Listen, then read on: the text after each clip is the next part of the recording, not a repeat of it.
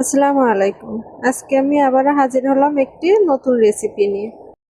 আজকে আমি আপনাদের সাথে গরুর মাংস ভুনা রেসিপি শেয়ার করব। গরুর মাংস আমরা সবাই রান্না করতে পারি, কিন্তু আজকে আমি বড় বড় হোটেলে বাবুর্চি হাতের গরুর মাংসের ভুনা রেসিপি শেয়ার করব। আর আপনারা যারা আমার ভিডিওগুলো ইউটিউব চ্যানেল থেকে দেখছেন তারা অবশ্যই চ্যানেলটি সাবস্ক্রাইব করে দেবেন এবং বেল বাটনটি ক্লিক করে দিবেন। আর যারা যারা ফেসবুক পেজ থেকে দেখছেন তারা অবশ্যই পেজটি ফলো করে দেবেন এবং লাইক করে দিবেন। তো আমি গরুর মাংস ভুনার জন্য এখানে আমি 1.5 কেজি মাংস নিয়েছি, ভালো করে ধুয়ে পরিষ্কার করে নিয়েছি। এখন এর সাথে আমি হাফ কাপের একটু বেশি পেঁয়াজ কুচি দিয়ে দিচ্ছি। আমি পেঁয়াজগুলো একটু মোটা করে কেটে নিয়েছি, আর তার সাথে দিয়ে দিচ্ছি রসুন। আর আগে থেকে আমি পেঁয়াজ বেরেস্তা করে রেখেছিলাম, তাই এখানে আমি হাফ কাপ পেঁয়াজের বেরেস্তা দিয়ে দিচ্ছি।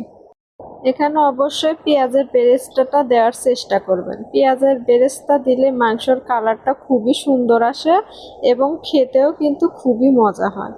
এখন এর মধ্যে মশলা বাটাগুলো অ্যাড করে দিব। এখানে আমি দিয়ে দিচ্ছি 3 টেবিল চামচ আদা রসুন বাটা আর 1.5 টেবিল চামচ পেঁয়াজ বাটা।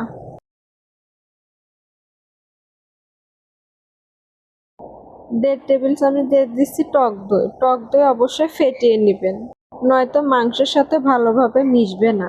আর টক দই দিলে মাংসটা খুবই তাড়াতাড়ি সিদ্ধ হবে এবং মাংসগুলো খুবই সফট হবে। আপনাদের কাছে টক দই না থাকলে এর মধ্যে লেবুর রস অথবা ভিনেগার দিতে পারেন, তাতেও মাংসগুলো খুবই তাড়াতাড়ি সিদ্ধ হয়ে যাবে। তারপর দিয়ে দিচ্ছি স্বাদ মতো লবণ, আর এখানে আমি কিছু গরম মশলা অ্যাড করে দিচ্ছি।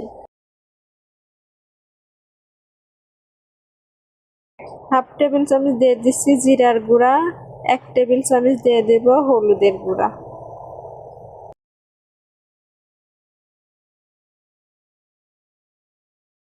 হাফ টেবিল চামচ দিয়ে দিচ্ছি ধনিয়ার গুঁড়া, 3 টেবিল চামচ দিয়ে দেব মরিচের গুঁড়া। ঝালটা আপনারা আপনাদের পছন্দ মতো কম বেশি করে দিতে পারেন।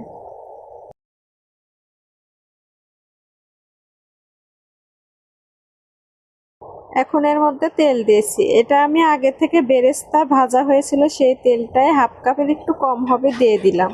আর তার সাথে দিয়ে দিচ্ছি হাফ কাপের মতো সরিষার তেল। এই মাংস রান্নাতে অবশ্যই সরিষার তেল দেওয়ার চেষ্টা করবেন, এতে মাংসের স্বাদটা আরো দ্বিগুণ হয়।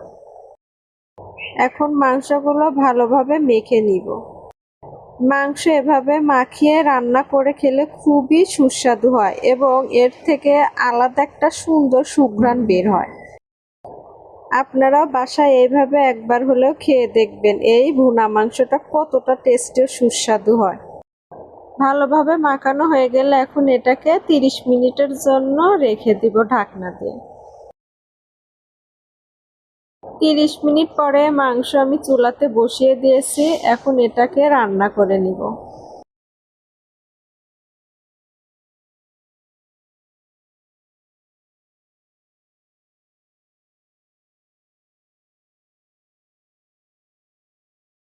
দেখুন মাংসতে কতটা পানি উঠে গেছে।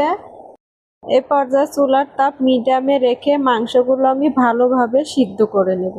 এটা সিদ্ধ করতে প্রায় 20 মিনিটের মতো লাগবে, তাই এভাবেই মিডিয়াম তাপে রেখে 20 মিনিটের জন্য রেখে দেব।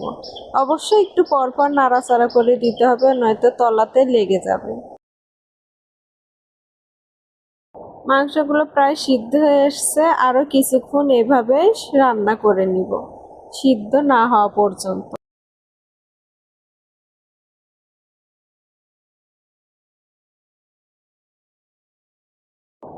দেখুন মাংসের কালারটা কতটা সুন্দর হয়েছে, দেখতে খুবই সুন্দর লাগছে। এই পর্যায়ে আমি মাংসতে পানি অ্যাড করব। মাংসটা সিদ্ধ হয়ে আসছে, এখানে আমি আগে থেকে আলুগুলো ভেজে রেখেছিলাম, এর মধ্যে আলু দিয়ে দিয়েছি। আলুগুলো সিদ্ধ হয়ে গেছে, এখন এর মধ্যে আমি পানি অ্যাড করে দিব।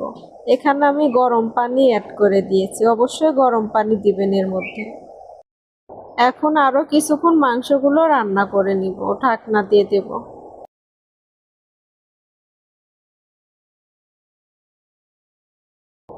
মাংস প্রায় রান্না হয়ে আসছে, এই পর্যায়ে আমি দিয়ে দিচ্ছি 1 চামচ গরম মশলার গুঁড়া। মাংস রান্না কমপ্লিট, এখন এটা বাটিতে পরিবেশন করে দিব। সবাই ভালো থাকবেন, সুস্থ থাকবেন। আল্লাহ হাফেজ।